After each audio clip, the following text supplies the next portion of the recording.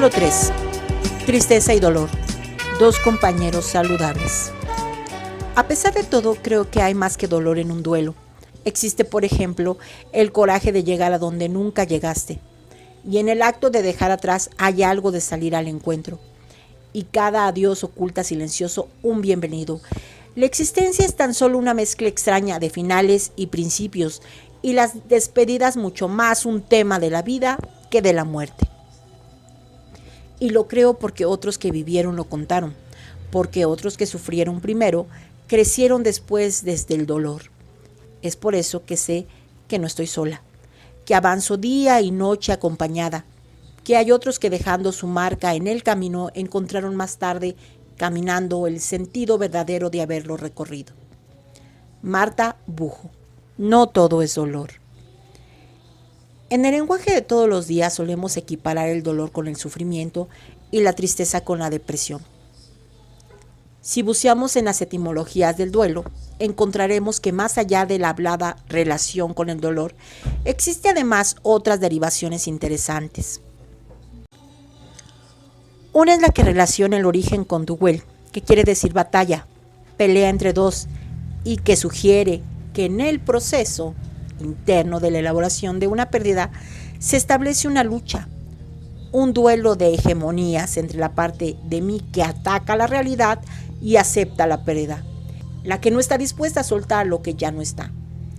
La otra derivación lingüística se vincula a dolos, origen, también de nuestro jurídico dolo, que quiere decir engaño, estafa, falsedad, y que nos lleva a pensar en el engaño de todos los que nos han ayudado a creer que podríamos conservar para siempre lo que amábamos y que todo lo que deseamos podría ser eterno.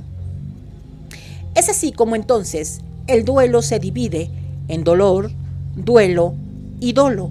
A su vez, el dolor significa pena, el duelo, guerra como enfrentamiento entre dos partes, y el dolo, engaño de la eternidad. Vamos a recorrer este camino poniendo el acento en la vinculación del duelo con el dolor por lo perdido. Pero no olvidemos que una guerra sucede en nuestro interior y que el abandono de los buenos es el que quiere aceptar que lo ausente ya no está. No olvidemos que transitamos este camino soportando la frustrada decepción de confirmar que la infantil creencia de las cosas eternas se ha estrellado contra la realidad de una muerte. Vamos a hablar por ahora de un duelo normal, dejando el duelo patológico para más adelante. Asociamos inevitablemente la palabra duelo con la muerte, pero voy a repetir muchas veces en este libro que el proceso de elaboración de un duelo sucede, o mejor dicho, sería bueno que sucediera frente a cualquier pérdida, definiendo entonces como vivencia penosa la situación interna frente a lo que ya no está. Es decir, un duelo puede generarse también a partir de una acción voluntaria, como decidir mudarme o dejar a alguien, y también desde hechos ineludibles como el paso del tiempo, por ejemplo. Frente a la vivencia de la pérdida, el proceso de duelo se establece para poder seguir adelante en nuestro camino, para poder superar la ausencia. Pero en este camino, que es el de las lágrimas, se nos presentan también algunos senderos que nos alejan del final. Uno es un supuesto atajo, otro un desvío que conduce a una vía muerta.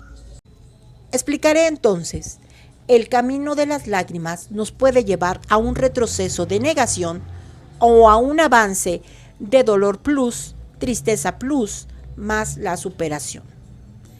Pero cualquiera de ellos nos conduce o lleva consigo el sufrimiento. Tres maneras de recorrer el camino frente a la pérdida. Pero no existe más que un camino saludable, el del proceso de elaboración del duelo normal.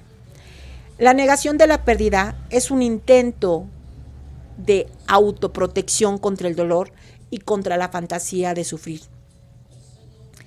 Si bien es cierto que, como veremos, una etapa normal del recorrido puede incluir un momento de bloqueo de la realidad desagradable, lo consideramos un desvío cuando la persona se estanca en esa etapa y sigue negando la pérdida más allá de los primeros días. La negación es una forma de fuga, un vano intento de huida de lo doloroso. Y digo vano porque la negación nos lleva al punto de partida. No resuelve nuestra pérdida, solo la posterga y apuesta que lo podrá hacer eternamente. El negador vive en un mundo de ficción donde lo perdido todavía no se fue, donde el muerto vive, donde lo que pasó nunca pasó.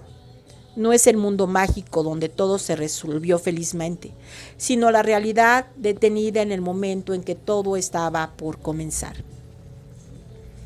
El universo congelado un instante antes de enterarme de lo que hubiera preferido no enterarme. El desvío hacia el sufrimiento, en cambio, es la decisión de no seguir avanzando. Es una especie de pacto con la realidad que conjuga un mayor dolor ante la posibilidad de tener que soltar lo perdido y mi deseo de no soltarlo nunca. Y entonces nos detenemos y nos apegamos a lo que se fue, instalándonos en el lugar del sufrimiento. Sufrir es cronificar el dolor, es transformar un momento en un estado, es apegarse al recuerdo de lo que lloro para no dejar de llorarlo, para no olvidarlo, para no renunciar a eso, para no soltarlo, aunque el precio sea mi sufrimiento, una misteriosa lealtad con los ausentes. En este sentido, el sufrimiento siempre es enfermo. Es como volverse adicto al malestar, es como evitar lo peor eligiendo lo peor. El sufrimiento es racional, aunque no sea inteligente. Induce a la parálisis, es estruendoso, exhibicionista, quiere permanecer y necesita testigos. El dolor, en cambio, es silencioso, solitario, implica aceptación, estar en contacto con lo que sentimos, con la carencia y con el vacío que dejó lo ausente. El sufrimiento pregunta por qué, aunque sabe que ninguna respuesta lo confortará, para el dolor, en cambio, se acabaron las preguntas. El proceso de duelo siempre nos deja solos, impotentes, descentrados, irresponsables, pero sobre todo tristes. El dolor conecta con un sentimiento, la tristeza, una emoción normal y saludable, aunque displacentera porque significa extrañar lo perdido. Aunque la tristeza puede generar una crisis, permite luego que uno vuelva a estar completo, que suceda el cambio, que la vida continúe en todo su esplendor. La más importante diferencia entre uno y otro es que el dolor siempre tiene un final. En cambio, el sufrimiento podría no terminar nunca. La manera en que podría perpetuarse es desembocando en una enfermedad llamada comúnmente depresión. Por si no queda suficientemente claro, depresión no es tristeza, y el uso popular indistinto es un gran error y una fuente de dañinos malos entendidos. La depresión es una enfermedad de naturaleza psicológica, que si bien incluye un trastorno del estado de ánimo, excede con mucho ese síntoma, partiendo del significado de depresión como pozo, hundimiento, agujero, presión hacia abajo o aplastamiento. Entenderemos la enfermedad como una disminución energética global que se manifiesta como falta de voluntad, ausencia de iniciativa o falta de ganas de hacer las cosas, trabajos, actividades, etc. En la efectividad se expresa como tristeza, vacío existencial, culpa, sensación de soledad. En la mente se crea pesimismo, acrecentamiento de pensamientos cada vez más dominantes, de inseguridad y temor. Hay que sumar todas las características de una enfermedad para poder diagnosticarla. Quiero decir que una persona se siente triste o pesimista o insegura o se encuentra desganada, no necesariamente garantiza que está deprimida. El diagnóstico de depresión es competencia del especialista y no de las evaluaciones de las revistas que empiezan en el supuesto test del estilo de si usted sacó más de 15 puntos, está deprimido. Entre muchas cosas, porque también se puede estar deprimido sin padecer ninguno de los síntomas clásicos de la depresión, según sus causas, las depresiones se suelen dividir en externas e internas. ¿Cuáles son esas causas externas?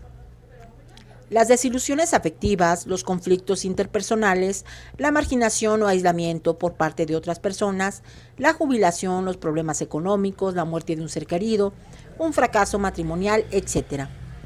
En la mayoría de estas depresiones, el factor desencadenante aparece para sumarse a otros hechos del paciente. No dan circunstanciales. Baja capacidad de frustración, miedos patológicos, preocupaciones prolongadas, pesimismo, tensión nerviosa, fobia social, tendencia al aislamiento y a la soledad, personalidad dependiente, fuerte añoranza del pasado, rigidez del pensamiento y, por supuesto, duelo patológico. Los deprimidos tienden a deformar sus expectativas, a malinterpretar acontecimientos tomándolos como fracasos personales. Exageran, generalizan y tienden a hacer predicciones negativas del futuro.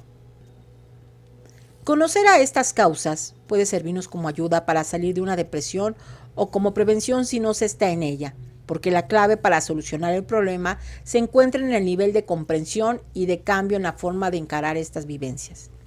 Si el individuo deprimido pudiera mejorar lo que opina de sí mismo, del mundo, de sus propios pensamientos, si no olvidara practicar alguna actividad física y centrara la atención en comunicarse con personas más optimistas y escucharlos atentamente, si escuchara, por ejemplo, a Mozart, asistiera a cursos, desarrollara su creatividad e intentara ser más útil a la sociedad a la que pertenece, podríamos decir sin duda que ha mejorado su pronóstico y por ende su futuro. Un paso más allá de la depresión podríamos hallarla aún en la melancolía. Ya en 1917, Freud comparaba el duelo con la melancolía porque en ambos casos existe un estado de ánimo profundamente doloroso, una sensación del interés por el mundo exterior, la cancelación de la capacidad de amar, la inhibición de todas las funciones psíquicas.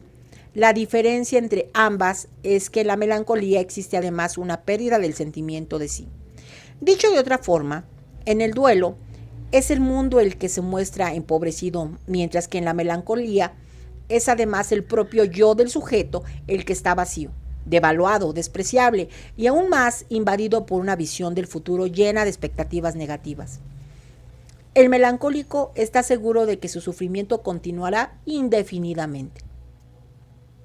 En el duelo se puede localizar fácilmente qué es lo que se ha perdido, mientras que el melancólico ya no sabe o nunca supo lo que ha perdido, porque lo que ha perdido es su conciencia del propio yo.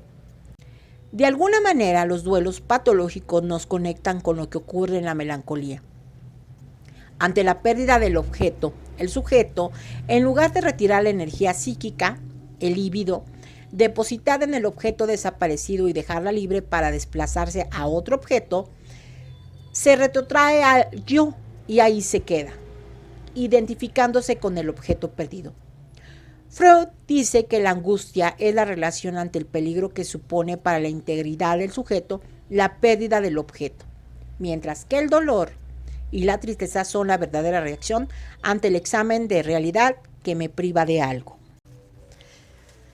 Cada tipo de pérdida implica experimentar algún tipo de privación y las reacciones suelen ser en varias áreas: psicológicas, físicas, sociales, emocionales, espirituales. Las reacciones psicológicas pueden incluir rabia, culpa, ansiedad o miedo. Las reacciones físicas incluyen dificultad al dormir, cambio en el apetito, quejas somáticas o enfermedades. Las reacciones de tipo social incluyen los sentimientos experimentados al tener que cuidar de otros en la familia, el deseo de ver o no determinados amigos o familiares, o el deseo de regresar al trabajo.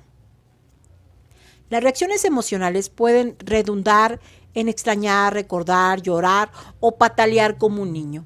Las reacciones espirituales pueden incluir el cuestionamiento de la fe, la búsqueda de nuevos referentes religiosos, el ingreso a viviendas de búsquedas mágicas de contacto con el pasado.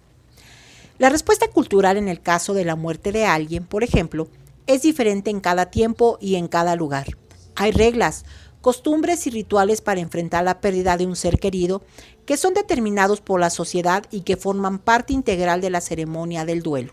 Pero, a pesar de las diferencias, En cualquier entorno, el proceso de duelo normal induce a liberarse de algunos lazos con la persona fallecida, lo cual es indispensable para reintegrar al que queda al ambiente en donde la persona ya no está y construir nuevas relaciones para conseguir reajuste a la vida normal. Esta actividad requiere mucha energía física y emocional, y es común ver a personas que experimentan una fatiga abrumadora. Este agotamiento no debe caratularse de depresión, porque muchas veces es una vivencia transitoria en un duelo absolutamente normal.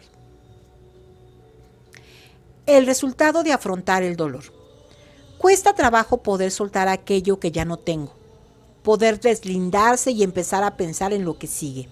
De hecho, esto es para mí el peor de los desafíos que implica ser un adulto sano, saber que puedo afrontar la pérdida de cualquier cosa.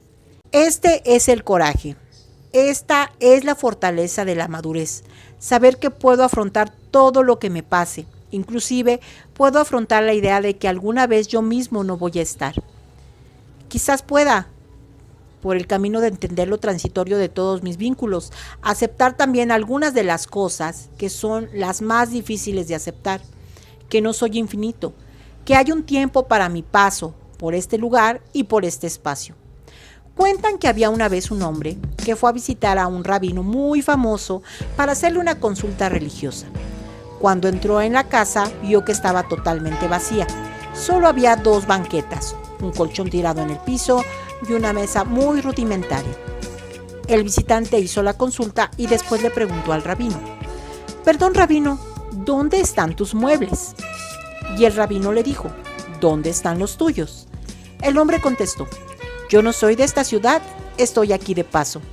«Yo también estoy de paso», dijo el rabino.